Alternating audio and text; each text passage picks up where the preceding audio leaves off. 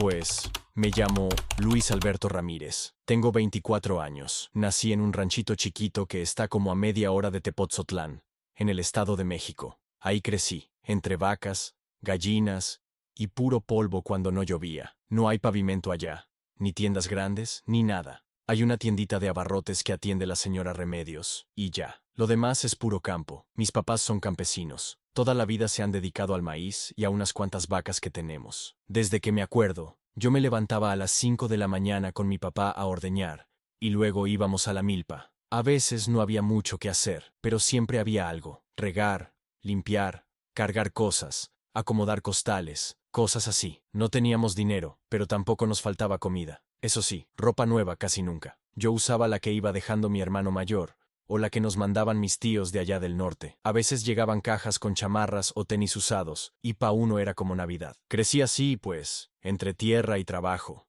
Pero no me quejo. Mi infancia fue buena. Mis papás me quieren mucho, y aunque son duros para hablar, uno lo siente. Nunca fueron de abrazar ni decir, te quiero.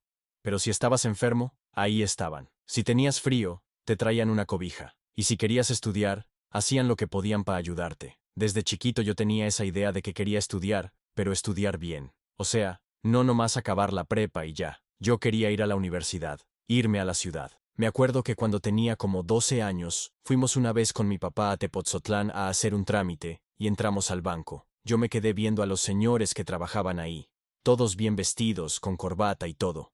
Se me hizo bien elegante. Yo dije, algún día voy a trabajar en un banco. Y me voy a poner mi corbata también. No sé por qué, pero eso se me quedó bien grabado. Me gustaba la idea de estar limpio, bien vestido, sentado en una oficina, con aire acondicionado, sin tener que andar bajo el sol, cargando costales o ensuciándome todo. Pero pues, la vida no es como uno la sueña, ¿verdad? Terminé la secundaria con buenas calificaciones, y luego la prepa. Pero en la prepa ya empezó a ponerse más difícil la cosa. Mis papás no podían ayudarme mucho, y a veces no tenía ni para el pasaje. Me iba caminando casi una hora para llegar. Y cuando llegaba, ya iba todo sudado. Pero ahí estaba, porque sí quería salir adelante. En sexto semestre, justo cuando estaba viendo qué carreras había y en qué universidades podía aplicar, me llegó una llamada que cambió todo. Era mi tío Beto. Él vive en New Jersey desde hace muchos años. Siempre mandaba dinero para la familia y a veces nos hablaba por videollamada. Nunca lo conocí en persona, pero mi papá siempre decía que era trabajador y que le iba bien. Un día, me habló directo a mí. Me dijo, mira Luis, necesito a alguien de confianza. Tengo una empresa de pintura y necesito ayuda. Yo te puedo ayudar a cruzar, y ya acá te pones a trabajar conmigo. Ganas en dólares, y al rato tú también mandas pa' tu familia. Me agarró en curva. Yo no sabía qué decir. Por un lado tenía mi sueño de estudiar, pero por otro, pues allá estaba la oportunidad. Acá no tenía nada seguro. Allá, al menos, iba a tener trabajo. Lo platiqué con mi mamá primero. Ella no quería. Dijo que estaba muy peligroso cruzar, que mejor estudiara, que ya después veríamos. Mi papá fue más seco. Nomás dijo, tú sabrás, hijo. Si te vas, que sea pa' bien. Y pues, me fui. No lo pensé tanto. Tenía 18 años recién cumplidos. La cabeza llena de sueños y el corazón lleno de miedo, pero también de ganas. Vendí lo poco que tenía. Pedí prestado para los gastos y me encomendé a Dios. Me despedí de mis amigos sin decir mucho y de mi familia con abrazos apretados. No lloré ahí, pero por dentro me estaba partiendo. Dejé mi rancho, mis vacas, mi idea del banco, todo. Y así empezó mi historia del otro lado. A veces cierro los ojos, acá en la noche cuando ya me voy a dormir, y me llega el olor de la tierra mojada de mi rancho, como si estuviera ahí otra vez. No sé si a todos les pasa igual, pero yo siento que uno nunca deja del todo el lugar donde creció. Aunque estés lejos, aunque ya no vivas ahí, hay cosas que se te quedan pegadas para siempre. En mi caso, el rancho es todo lo que conocí durante muchos años. Ahí nací. Ahí aprendí a caminar entre el estiércol de las vacas. Ahí me raspé las rodillas en las piedras. Ahí aprendí a montar burro antes que bicicleta. Nuestra casa es de adobe, de las que tienen techo de lámina. Cuando llueve fuerte, no se puede ni platicar porque no se oye nada, puro tamborazo del agua cayendo. Pero cuando hace frío, es lo peor. El viento se cuela por todos lados. Aún así, es nuestro hogar. Y aunque es humilde, yo la extraño un montón. Me acuerdo que de niño, mi mamá se levantaba antes que todos para echar las tortillas. El olor a masa recién hecha era lo que me despertaba. Y luego mi papá ya andaba afuera gritando: «Luis, ándale, párate que ya salió el sol». No había descanso. Si no era la ordeña, era ayudar con los nopales. Si no, limpiar el gallinero o cortar leña. Siempre había algo que hacer. A veces renegaba, porque veía que otros niños se iban a jugar fútbol o se quedaban viendo la tele, y yo no. Pero también entendía que así era la vida de allá. Los domingos eran distintos. Ahí sí nos dábamos el lujo de descansar tantito. Después de misa, mi papá nos llevaba al pueblo. Nos trepábamos a la camioneta vieja que apenas arrancaba, y bajábamos todos empolvados, pero felices. Yo siempre pedía una coca bien fría y un gansito. Con eso ya me sentía contento. Y ahí, en el pueblo, era cuando yo veía otra vida. Veía a los que venían de la ciudad, bien vestidos, oliendo a perfume, con sus camisas planchadas. Se notaba que no trabajaban en el campo. Ahí fue donde empecé a fijarme en los que trabajaban en el banco. Siempre bien serios, saludando a todos como si fueran importantes. Y yo decía: eso quiero yo. No lo decía en voz alta, porque sentía que se iban a burlar. Pero en mi mente yo ya me veía con mi corbata, firmando papeles, con mi café caliente en un escritorio bonito. No sé, para mí eso era como un sueño grande. En la secundaria yo era medio aplicado.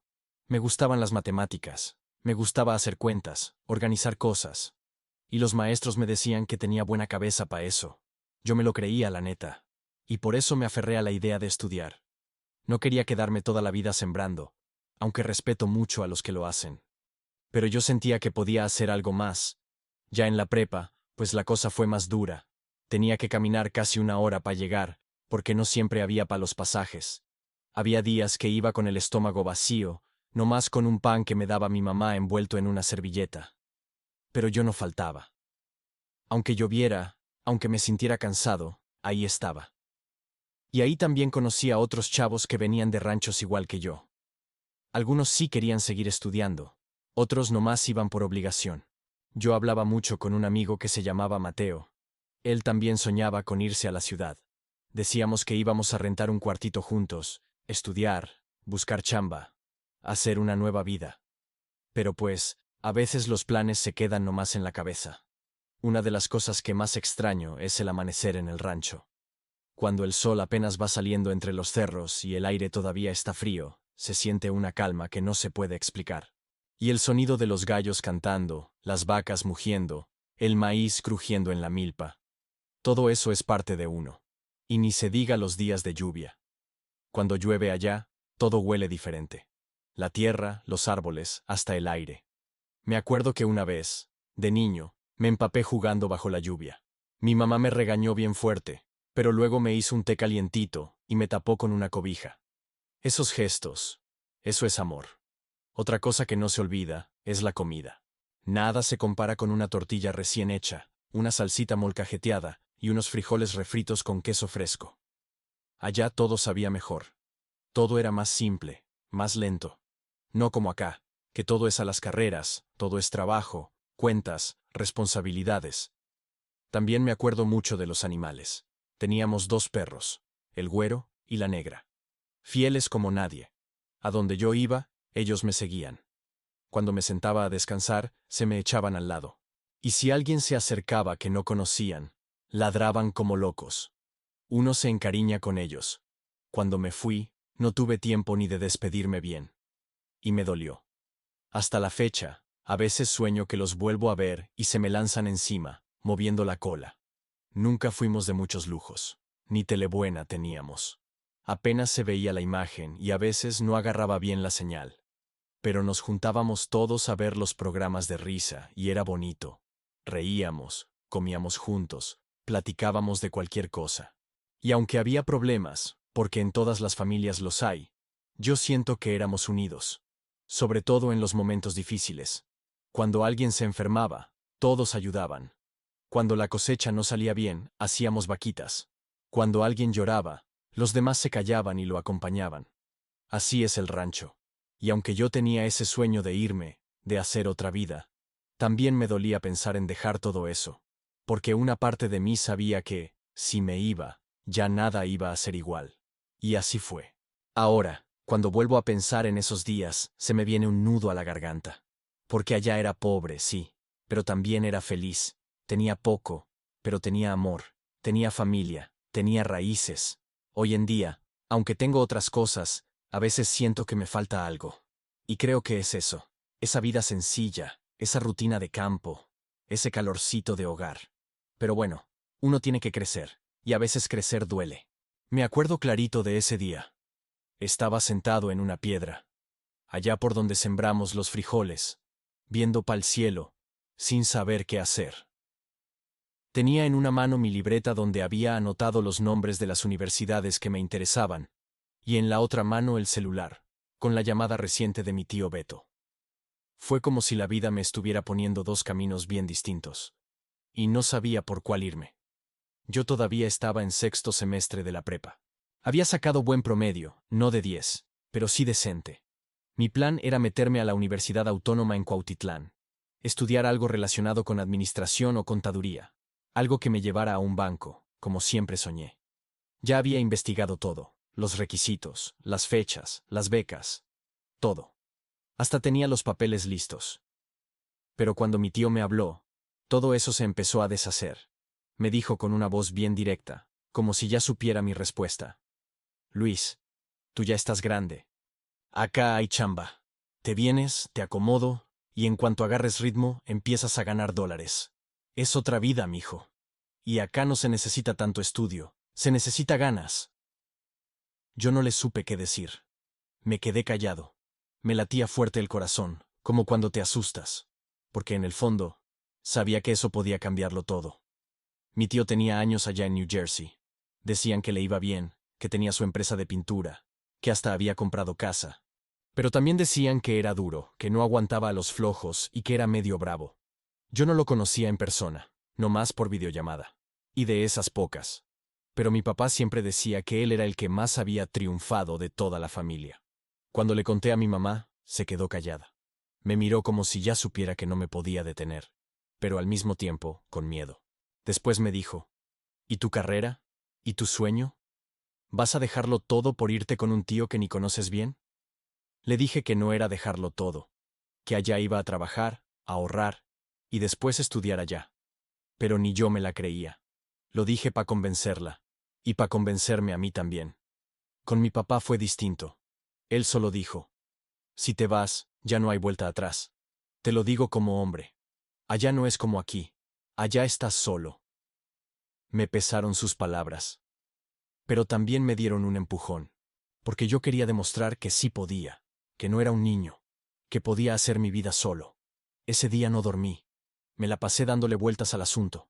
Pensaba en el banco, en los trajes, en los escritorios, y luego pensaba en los dólares, en poder mandarle dinero a mis papás, en comprarles una casa digna, en no ser una carga. Y fue ahí cuando decidí. Me iba a ir. Vendí mi celular bueno, unos tenis que me había regalado mi primo, y hasta mi bicicleta. Todo para juntar para el coyote. Pedí prestado también. Mi tío dijo que él iba a poner la mitad y yo la otra. Me sentí como si estuviera firmando un trato con el destino. No le conté a nadie más, ni a mis amigos, ni a mis maestros. Me despedí de mi rancho con la mirada. Caminé por los surcos, toqué la tierra, me subí a la piedra donde siempre me sentaba, y vi cómo el sol bajaba detrás del cerro. Quería grabarme todo eso en la memoria. La despedida con mis papás fue dura. Mi mamá me abrazó tan fuerte que pensé que no me iba a soltar nunca. Me echó la bendición con lágrimas en los ojos y me metió una estampita de la Virgen en el bolsillo. Mi papá me dio la mano, fuerte, como hombre. No me dijo mucho, nomás me miró y me dijo, haz las cosas bien, no te olvides quién eres. Y con eso, me fui. Salí en un autobús con otros 4 chavos que también iban pa'l norte, todos con cara de miedo y de esperanza al mismo tiempo. Nadie hablaba mucho. En la frontera, todo fue confuso, rápido, tenso, cambios de carro, esperas largas, caminatas en la madrugada. Yo no sabía ni dónde estaba, solo seguía las instrucciones. Una noche nos tocó dormir en el monte, tirados entre ramas y piedras. Ahí fue cuando conocí a una pareja de colombianos, Clara y Andrés. Me ofrecieron una torta que traían. Yo tenía tanta hambre que casi me la comí de un bocado. Les di las gracias como pude. Hasta la fecha, no olvido sus caras. Después del cruce, todo fue aún más difícil. Nos separaron. Yo no sabía dónde estaba. Me robaron el poco dinero que traía, hasta los zapatos buenos. Me dejaron nomás con mi pantalón sucio y una camiseta rota. Durante 6 días no pude hablar con nadie. Dormía en estaciones de autobús. Pedía comida en la calle. Me escondía de los policías. Por fin, logré que un muchacho hondureño me prestara su celular y pude llamar a mi tío. Me gritó al principio, porque decía que por qué no había llamado antes, que ya me daban por muerto. Luego fue por mí. Me llevó a su casa, en New Jersey. Me bañé, comí bien, y sentí que ya había pasado lo peor. Empecé a trabajar con él a los 2 días. Era pintura de casas, todo el día trepado en escaleras, con el sol en la cara o el frío en los huesos. Pero yo no me quejaba. Le echaba ganas. Y justo cuando pensaba que ya me estaba acomodando, pasó lo que menos me esperaba. Mi tío me corrió. Me dijo que ya no confiaba en mí, que su esposa me hablaba muy bonito, y que eso no le gustaba. Yo ni entendía. Nunca le falté al respeto. Apenas hablaba con ella, y solo para lo necesario. Pero él ya estaba lleno de celos, de ideas feas. Y así, de un día para otro, me quedé en la calle, sin trabajo, sin casa, sin dinero. Ahí fue cuando entendí que la vida acá no te regala nada. El cruce. No hay forma de explicarlo bien si no lo has vivido. Aunque te lo cuenten, aunque lo veas en videos, no es lo mismo. Allá se te mete el miedo hasta los huesos. Te duele el cuerpo, pero más te duele el alma. Yo crucé por el desierto, por la zona de Sonora. El coyote nos dijo que era la ruta más tranquila, pero pura mentira. Desde el principio todo fue raro. Nos subieron a una camioneta vieja, con los vidrios tapados, y nos llevaron como ganado, callados, sudando frío. Éramos 7 personas, 4 mexicanos, 2 colombianos, y un señor de Guatemala. La primera noche dormimos en una casa abandonada. No había luz, ni agua, ni nada. Solo unos colchones sucios en el piso, y el olor a humedad. El coyote nos dijo que teníamos que esperar ahí 2 días. No podíamos salir, ni hablar fuerte, ni prender el celular. Yo no sabía ni qué pensar. Extrañaba a mi mamá como nunca. Me agarré la estampita que me dio y me la puse en el pecho, como si eso me fuera a proteger. La pareja de colombianos, Clara y Andrés, eran buena onda. Se notaba que ya habían pasado por cosas duras. Me cuidaron mucho, como si fuera su hermano menor. Me dieron galletas, me prestaron su chamarra, hasta me dejaron recargarme en ellos cuando me dio fiebre una noche. Esa gente. Dios me la puso en el camino, yo creo. El tercer día salimos. Nos dijeron que teníamos que caminar toda la madrugada. Nos dieron una botella de agua a cada quien y un pedazo de pan. Con eso teníamos que aguantar. Yo iba con miedo, pero con ganas. Cada paso que daba sentía que me acercaba a una vida nueva. Me dolían los pies, se me resecaba la boca, y el sol ni había salido.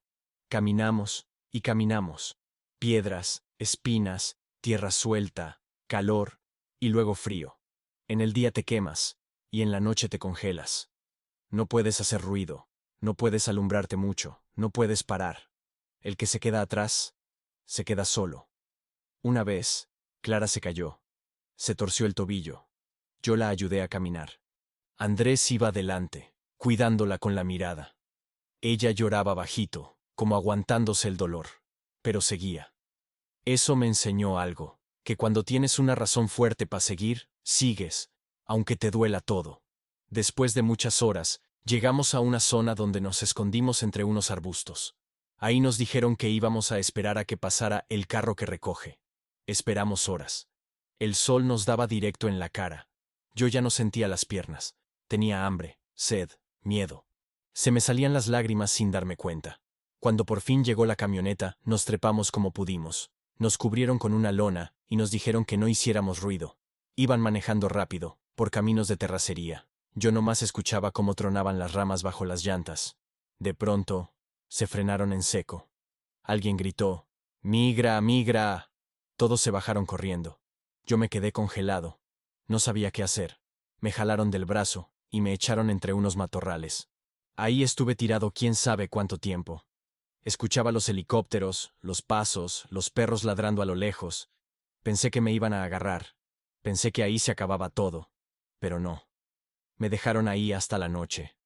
Luego volvió el coyote, solo. Me dijo que los demás habían sido detenidos, que tenía que moverme si quería llegar. Ya no había carro, ya no había grupo, ya no había ruta. Solo estábamos él y yo. Me llevó caminando por horas. Yo ya no podía más. Me ardían los pies. Traía una ampolla abierta, sangrante. Me quería rendir. Pero él me gritaba, «Camina o te mueres aquí». Y caminé. Hasta que llegamos a una carretera. Me dijo, «Aquí te vas a subir a una troca roja. No hables, solo súbete». Y se fue. Así, sin más. Yo me quedé temblando, escondido entre unos árboles. Al rato llegó la troca. Un señor venezolano me abrió la puerta y me dijo, «¿Eres Luis? Súbete rápido». Me subí. De ahí me llevaron a una casa en Texas. Ahí me cambié de ropa, me dieron comida y me dejaron dormir un rato. Pero no podía. Mi cuerpo estaba dormido, pero mi cabeza no. Pensaba en mi mamá, en mi papá, en si esto valía la pena. Al día siguiente me subieron a un autobús con un boleto pagado. Rumbo a New Jersey. Todo estaba coordinado por mi tío. Yo no entendía cómo, pero él ya sabía todo. Llegué después de 2 días. En el camino me robaron. Un tipo me dijo que me iba a cuidar la mochila mientras yo iba al baño. Cuando regresé ya no estaba. Perdí mi dinero, mi ropa, mis papeles. Todo. Solo traía lo puesto y un número de teléfono anotado en mi mano. El de mi tío. Pero no tenía cómo llamarlo. Anduve por las calles, buscando ayuda. Nadie me hacía caso. Dormí 2 noches en la estación de tren. Pedía comida en los basureros de los McDonald's. Nadie me entendía. No hablaba inglés. No tenía nada. El 6.º día, un muchacho hondureño me vio tirado en una banca. Me preguntó si estaba bien. Le conté. Me prestó su celular y pude llamar. «Luis», me dijo mi tío, «¿dónde diablos estás?». Media hora después llegó por mí. Me abrazó, pero se veía enojado. Me regañó. Me dijo que por qué no llamé antes, que ya estaba preocupado. Me llevó a su casa. Me bañé, comí y dormí como nunca. Pensé que ya estaba a salvo. Pero la paz no duró mucho. 2 semanas después, me corrió. Me dijo que no confiaba en mí, que su esposa me veía raro, que él no quería problemas. Yo no entendía nada. Apenas si le hablaba a su mujer, y siempre con respeto. Pero él ya tenía esa idea en la cabeza. Me echó a la calle. Sin dinero, sin trabajo, sin dónde dormir. Y así fue como terminé viviendo en un carro viejo que le compré a plazos a un venezolano, que trabajaba en la empresa. Era un carro gris, sin placas, con el asiento del chofer roto y olor a humedad. Pero ahí dormía. Me tapaba con mi chamarra. A veces hacía tanto frío que me dolían los huesos. Y lo peor no era eso. Lo peor era la vergüenza. No le dije nada a mi familia. No quería que se preocuparan. No quería que pensaran que había fracasado. No quería pleitos con mi tío. Pero él sí les habló. Les dijo que yo ya no vivía con él. Que me había ido por mi cuenta. Y entonces me empezaron a mandar mensajes, a llamarme. Mi mamá llorando. Mi papá enojado. Mi hermana diciéndome que mejor regresara. Que allá estaba mi cama, mi comida, mi gente. Pero yo no quise. Me dolía. Sí. Pero no podía regresar con las manos vacías. No después de todo lo que pasé. Nunca pensé que la parte más dura de venirme pa'l norte iba a ser esa. Quedarme solo, sin techo, sin saber pa' dónde ir, y sin nadie a quien decirle cómo me sentía. Porque eso fue lo que más me pegó. No tener con quién desahogarme. Después de que mi tío me echó de su casa, me quedé parado en la banqueta con mi mochila, sin saber a dónde caminar. Me acuerdo que era de noche, hacía frío y me temblaban las manos. No sabía si era por el coraje, por el miedo o por todo junto. Le pregunté a un chavo venezolano que trabajaba con nosotros si no sabía de algún lugar donde pudiera quedarme unos días. Me vio con lástima y me dijo, «No tengo espacio, mano, pero si quieres te puedo vender un carrito que tengo parado. No sirve para andar lejos, pero te puede servir para dormirte ahí». Y así fue como terminé viviendo en un carro. Era un Honda viejo, gris, con los asientos rotos y lleno de olor a humedad. Lo tenía guardado en una cochera abandonada, cerca de donde trabajábamos. Me lo dejó en pagos, $100 cada semana. Yo no tenía trabajo ya, pero le dije que sí. No sé por qué. Supongo que prefería tener ese carro que andar pidiendo posada o durmiendo en la calle. El primer día que dormí ahí me sentí como si hubiera tocado fondo. Me metí, cerré las puertas, me eché la chamarra encima y me quedé en silencio. No lloré, pero sentía la garganta apretada. Me repetía en la cabeza, ¿pa esto te viniste, Luis? ¿Pa vivir como perro callejero? Me daba mucha vergüenza. Muchísima. No le dije a nadie, ni a mi mamá, ni a mis amigos, ni a nadie. Cuando hablaba por teléfono con ellos, les decía que todo iba bien, que estaba trabajando, que estaba aclimatándome. Pero por dentro me estaba rompiendo. Mi mamá me mandaba audios con su vocecita de siempre. ¿Ya comiste, mijo? ¿No te estás desvelando mucho? ¿Cómo te está yendo en el trabajo con tu tío? Y yo le contestaba con puras mentiras. Me sentía una basura por eso, pero no quería preocuparla. Ella ya sufría bastante allá. No iba a darle una razón más. Y luego estaba mi papá. Él me mandó un mensaje bien cortito. Cuando quieras regresar, aquí está tu casa. Me quedé viendo ese mensaje por horas. No lo borré. Pero tampoco contesté. No porque no quisiera volver, sino porque sentía que si regresaba así, derrotado, iba a decepcionar a todos. Me iban a ver como un fracasado. Como el que se fue soñando con dólares y volvió sin un peso. Así que me aferré. Durante el día, buscaba trabajo como loco. Caminaba por la ciudad, entraba a negocios, preguntaba, dejaba mi número. Pero nada. Nadie quería contratar a alguien sin papeles, sin dirección, sin nada. Comía lo que podía. A veces un pan del 7-Eleven, a veces un hot dog frío, a veces solo una botella de agua y ya. Aprendí a sobrevivir con lo mínimo. Hasta contaba las monedas para saber si me alcanzaba para un café. Las noches eran lo peor. Hacía frío. A veces llovía y el agua se colaba por una ventanita que no cerraba bien. Me tapaba con la chamarra.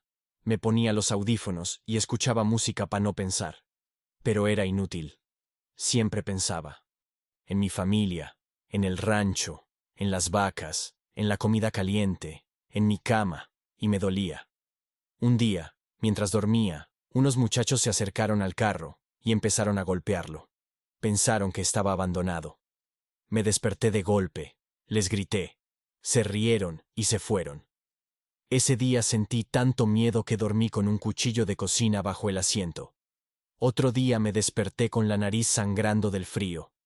No tenía ni Kleenex. Usé la manga de mi sudadera. Me vi en el espejo retrovisor y no me reconocí. Tenía ojeras, la cara pálida, los labios partidos. Parecía un fantasma. Y aún así, no me rendía. Me decía a mí mismo, es temporal, vas a salir de esta, vas a estar bien. Y poco a poco, empecé a encontrar formas de aguantar. Una señora que limpiaba una tienda me dejaba entrar al baño antes de abrir. Me lavaba la cara, me peinaba, me cambiaba la camiseta. Me decía, échale ganas, hijo, tú puedes. Un salvadoreño que vendía tamales me regaló uno un día. Le dije que no traía dinero, y me respondió, hoy tú, mañana yo. Esas cosas me salvaron. Porque aunque estaba solo, había gente buena. Gente que no me conocía, pero que veía en mis ojos que estaba pasando por algo duro. Una tarde, mientras estaba sentado en una banca, se me acercó un señor chaparrito, moreno, con gorra. Me preguntó si sabía de mecánica. Le dije que no, pero que aprendía rápido. Me dijo que tenía un taller, que necesitaba un ayudante. Nada formal, pero que si quería podía empezar al día siguiente. Yo no lo pensé. Le dije que sí. Me dio la dirección. Llegué puntual. Me puso a barrer, a pasarle herramientas, a limpiar motores. No me pagaba mucho, pero al menos comía. Al menos me sentía útil. Y ese fue el primer paso para empezar a salir del hoyo. Pero esa historia, te la cuento después. Porque lo que quiero que entiendas ahora es esto. No hay dolor más grande que el rechazo. No por parte de extraños, sino de los tuyos. Que tu propio tío te eche, que tu familia te llame pensando que estás bien, Y tú tener que fingir. Que tengas que dormir en un carro y no decir nada por vergüenza. Eso te rompe. Pero también te forma. Porque si logras salir de ahí, ya nada te detiene.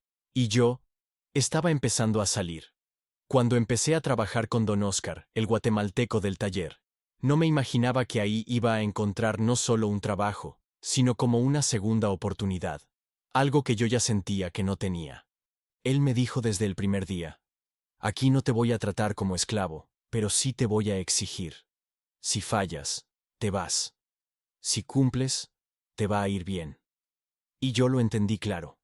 No era caridad, era chance. Una sola. Y yo no la iba a desperdiciar. Al principio no me dejaba tocar casi nada. Solo barría, limpiaba grasa, lavaba piezas, levantaba motores entre dos. Me dolía la espalda todos los días. Traía las manos todas negras, llenas de cortaditas que ardían con el jabón. Pero yo estaba agradecido. Porque por primera vez en semanas, tenía un lugar donde ir, algo que hacer, y al final del día, unos cuantos dólares en el bolsillo. Me pagaba en efectivo, 40 al día. No era mucho, pero para mí era oro. Me alcanzaba para comer algo decente, comprar ropa usada, y hasta pagar poquito del carro donde dormía. Algunos días no tenía ni tiempo de descansar. Me despertaba antes del amanecer, me lavaba como podía en una gasolinera, y me iba al taller a esperar a que abriera. A veces ni me sentaba en todo el día. Llegaba al carro y me quedaba dormido con la ropa sucia, las botas puestas, sin cenar. Pero no me quejaba. Porque ya no estaba en la calle. Porque me estaba levantando. Don Oscar no hablaba mucho. Era serio, medio seco. Pero poco a poco, cuando vio que yo sí le echaba ganas, empezó a confiar en mí. Me dejaba acercarme más a los carros, a ver cómo desarmaba, cómo soldaba, cómo cambiaba partes. Yo observaba todo. Me memorizaba los nombres de las herramientas, las piezas, los pasos, como una esponja. Una vez me preguntó: ¿tú qué soñabas hacer antes de venirte para acá? Le dije la verdad. Le conté que quería trabajar en un banco, que me gustaban los trajes, que me imaginaba con una corbata en una oficina bonita.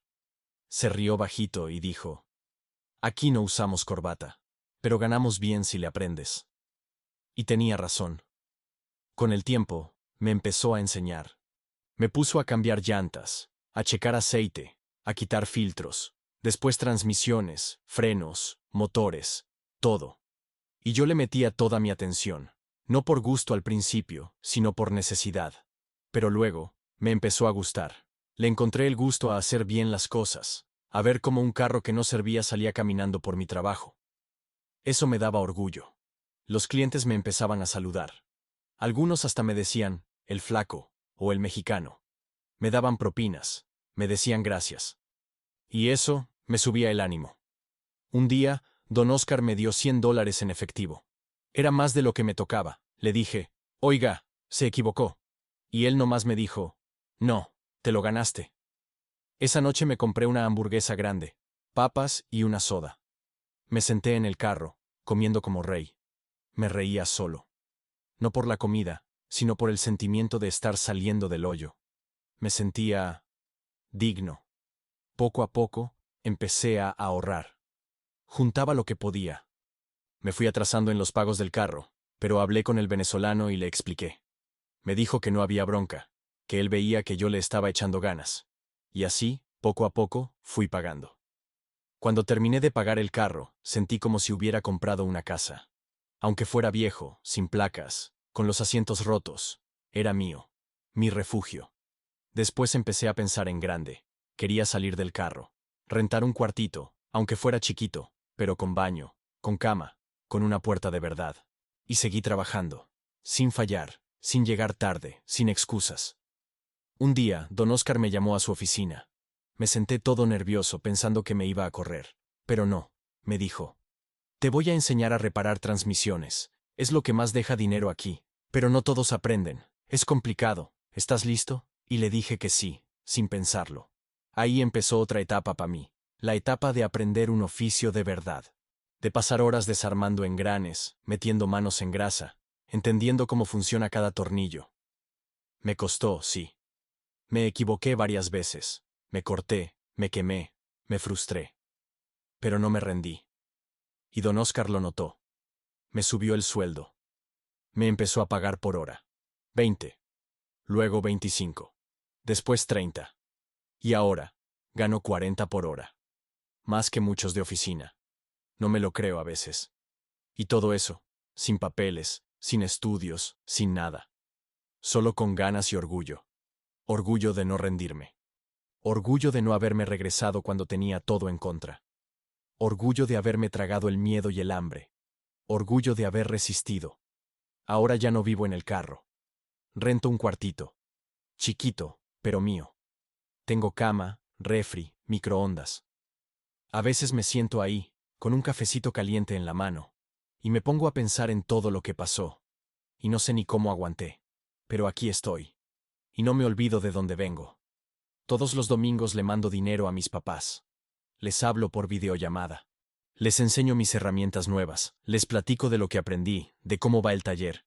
Y ellos se sienten orgullosos. Se les nota en la voz, aunque no lo digan tanto. Mi papá una vez me dijo, pensé que no ibas a aguantar, pero me tapaste la boca. Y mi mamá, ella nomás llora cuando le cuento que ya comí bien o que dormí en cama. Dice que ya no le pide nada a la vida más que yo esté bien. Y eso vale más que cualquier cheque. Mucha gente piensa que uno ya la hizo nomás porque gana en dólares, pero no es así. La verdad es que yo no me siento como que ya triunfé ni nada, pero sí puedo decir que ya encontré mi lugar. Me costó sangre, frío y soledad. Pero sí, ahora siento que estoy viviendo mi propio renacer aquí en Estados Unidos. Después de todo lo que pasé, te digo con el corazón, hay un momento donde uno ya no vive con miedo. No porque el miedo se haya ido, sino porque te acostumbraste a él, lo hiciste parte de ti, y ya no te frena. Y yo llegué a ese punto. Empecé a vivir con más seguridad. Ya no me daba pena hablar, ya no me escondía. Me empecé a parar derecho, a mirar a los ojos, a sentir que sí valgo. En el taller con don Oscar ya me trataban como alguien importante. Me preguntaban cosas, me consultaban, y los clientes ya me conocían. Luis, tú vas a checar mi transmisión, ¿verdad? Me decían. Y eso me llenaba el pecho. Poco a poco, empecé a juntar mis propias herramientas. Me iba a las ventas de segunda, a los mercados, y compraba llaves, desarmadores, dados, todo lo que podía. Cada herramienta la cuidaba como si fuera oro, porque eran mi futuro. Después de 1 año y medio, don Oscar me ofreció algo que me sacó lágrimas. Me dijo, ¿te interesa quedarte como encargado de la sección de transmisiones? Ya confío en ti. No supe qué decir. Me quedé callado, con los ojos aguados. Solo asentí con la cabeza y le di la mano. Me temblaban los dedos. Era como si me hubieran dado el diploma que nunca tuve. Como si todo lo que pasé hubiera valido por ese momento. Desde entonces, trabajo fijo ahí. Tengo mis clientes, mi espacio, mi forma. Ya no soy el ayudante. Ya no soy el recién llegado. Soy Luis. El que repara transmisiones. El que cobra $40 la hora. El que se ganó su lugar. Con ese dinero empecé a ahorrar en serio. Me propuse mandar una buena cantidad cada mes a mis papás. Primero les mandaba para sus medicinas, luego para arreglar el techo de la casa. Después me nació la idea. ¿Y si les compro un ranchito? Me puse a buscar con ayuda de mi hermana. Le dije que investigara terrenos cerca de donde vivimos. Algo chiquito pero bonito. Encontró uno. Con pastito, una cerca medio caída, y un cuarto viejo. Pero con vista a los cerros, con espacio para que mis papás tuvieran sus vacas sin andar rentando terrenos. Me partí el lomo por 1 año, trabajaba extra, hacía chambas los fines de semana, no gastaba en tonterías. Me hice fuerte, me convertí en el hombre que quería ser. Y compré el rancho. Cuando le conté a mi papá, se quedó mudo. No lo creía. Me preguntó 3 veces si estaba seguro. Y luego nomás dijo, gracias, hijo. Nunca pensé que alguien de nosotros iba a hacer algo así. Y mi mamá lloró. Me enseñó por videollamada las lágrimas corriéndole por la cara. Me dijo, nunca me imaginé que ese niño que soñaba con trabajar en un banco me iba a comprar un pedazo de tierra. Les puse nombre a unas vaquitas en honor a ellos, María y Tomás. Me dio gusto verlas por video, pastando tranquilas. Eso Eso no tiene precio. Pero más allá del dinero, lo que siento ahora es paz. Una paz que viene de saber que sobreviviste, que saliste del fondo, que nadie te regaló nada, que todo te lo ganaste con el sudor, con noches sin dormir, con el corazón roto. Y también aprendí otra cosa, que renacer no es olvidar de dónde vienes, sino hacerlo tu fuerza. Yo no reniego de mi rancho, ni de haber trabajado en el campo, ni de haber andado descalzo. Al contrario, todo eso me preparó para lo que vendría. Me hizo fuerte. Ahora ya no me da pena decir que viví en un carro, que me bañé en gasolineras, que pedí comida, porque eso también soy. Eso fue parte de mi camino. Y aunque aquí la vida sigue siendo dura, ya no la siento como un castigo. Ahora sé trabajarla. Ya no le tengo miedo a los lunes, ni al frío, ni a los jefes. Porque yo ya me hice jefe de mí mismo. No necesito tener un puesto importante para sentirme grande. Ya soy grande porque sobreviví. En estos días estoy pensando en meterme a clases de inglés. No porque lo necesite tanto en el taller, pero porque quiero poder hablar mejor con los clientes, entender más cosas. Quiero seguir creciendo. También estoy empezando a ahorrar para traerme a mi hermana menor. Quiero que estudie aquí, que tenga mejores oportunidades. Y si se puede, un día poner mi propio taller. No sé si voy a volver a México, tal vez de visita. Pero no me veo viviendo allá otra vez. No porque no ame mi tierra, sino porque acá fue donde me hice hombre. Donde encontré mi rumbo. Y aunque extraño muchas cosas, el mole de mi mamá, el amanecer en el rancho, los domingos de misa, también sé que desde aquí puedo hacer algo por ellos. Puedo mandarles un futuro. Eso, para mí, es renacer. Y si alguien por ahí está pasando por lo mismo, solo quiero decirle que aguante, que sí se puede, que va a doler, sí, que va a haber días en los que sientas que no vas a salir. Pero si te mantienes firme, con el corazón limpio y la cabeza alta, vas a encontrar tu camino. Así como yo encontré el mío. A veces, cuando me despierto y veo por la ventana de mi cuartito, me llega esa sensación rara, como si todo lo que viví no fuera mío, como si alguien más lo hubiera pasado. Pero luego veo mis manos, llenas de marcas, de cicatrices, de grasa que ya ni se quita, y me acuerdo que sí, que todo eso fue real, que soy yo el que cruzó el desierto con miedo, soy yo el que durmió en un carro sin saber si iba a despertar con frío o con un susto. Soy yo el que aguantó las palabras feas, el hambre, la duda. Pero también soy yo el que aprendió a reparar transmisiones, el que se ganó su lugar, el que le compró un ranchito a sus papás. Y eso me llena el pecho de orgullo. No lo digo por presumir, lo digo porque sé que hay mucha gente allá afuera, paisanos como yo, que están pensando si vale la pena irse, que están dudando, que tienen miedo, o que ya están aquí pero no ven salida. Y quiero decirles algo desde lo más profundo de mi corazón. No se rindan. La vida en Estados Unidos no es como la pintan. Aquí nadie te espera con los brazos abiertos. Aquí todo cuesta. Todo duele. Y a veces uno llora en silencio, sin que nadie lo vea. Pero si aguantas, si eres derecho, si no te dejas quebrar, llega un día en que todo empieza a tener sentido. A mí me pasó.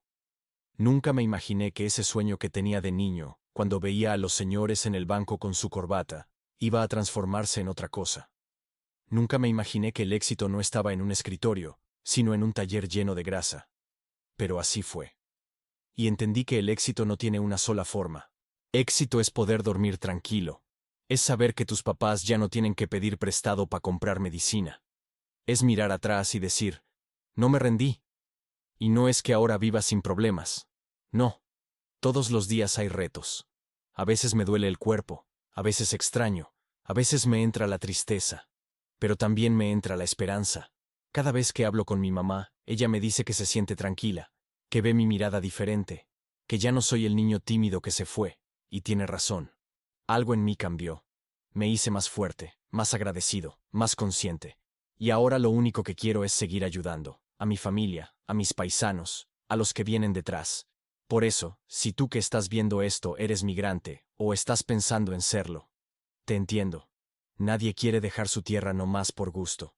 Uno se va porque quiere darle algo mejor a los suyos. Pero si lo haces, hazlo con la frente en alto, con respeto, con humildad, pero también con valor. Y si ya estás aquí y estás pasando por momentos difíciles, no te sientas menos. Todos pasamos por eso. A veces uno cree que estás solo, pero no es cierto. Siempre hay alguien que te puede tender la mano. Y si no, agárrate de ti mismo. Eres más fuerte de lo que crees. Yo no sé si un día voy a volver a México a vivir. Puede que sí, puede que no. Pero lo que sí sé es que nunca voy a dejar de ser ese muchacho de rancho que soñaba con cambiar su destino. Porque aunque ahora vivo entre motores y herramientas, en mi corazón todavía guardo los olores del campo, la risa de mi mamá, las palabras secas pero sabias de mi papá. Y eso me acompaña siempre. Gracias por escuchar mi historia. No es perfecta, no es de película, pero es real. Y si a ti te sirvió, si te hizo pensar, si te hizo llorar tantito, ya valió la pena. Cuéntame en los comentarios de dónde me estás viendo. Si tú también has vivido algo así, o si conoces a alguien que haya pasado por esto.